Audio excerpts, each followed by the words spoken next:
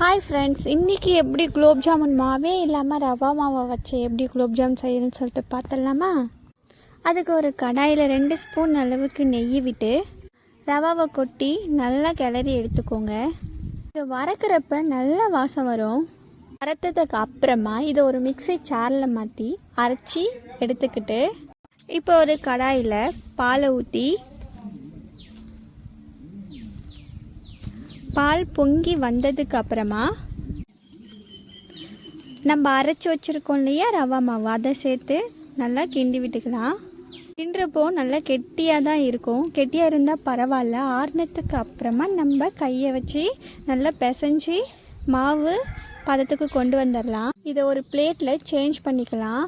Change பண்ணுறப்போ அந்த பிளேட்டில் நெய் இல்லைன்னா ஆயில் தடவி சேஞ்ச் பண்ணிக்கோங்க. கையில் நல்லா பிசு பிசுன்னு ஒட்டாமல் இருக்கும். நல்லா மாவு பதத்துக்கு வர அளவுக்கு பிசைஞ்சு எடுத்துக்கணும். நெய் ஊற்றி நல்லா பிசைஞ்சு எடுத்துக்கோங்க. இல்லைன்னா எண்ணெய் கூடம் போட்டு நல்லா பிசைஞ்சு எடுத்துக்கோங்க. நல்லா ஒரு மாவு குலோப் ஜாமுன் மாவு எப்படி இருக்குமோ அந்த அளவுக்கு பிசைஞ்சு இதை எடுத்தாச்சு. ரவுண்ட் ஷேப்பில் உருண்டையாக பிடிச்சி எடுத்துக்கலாம்.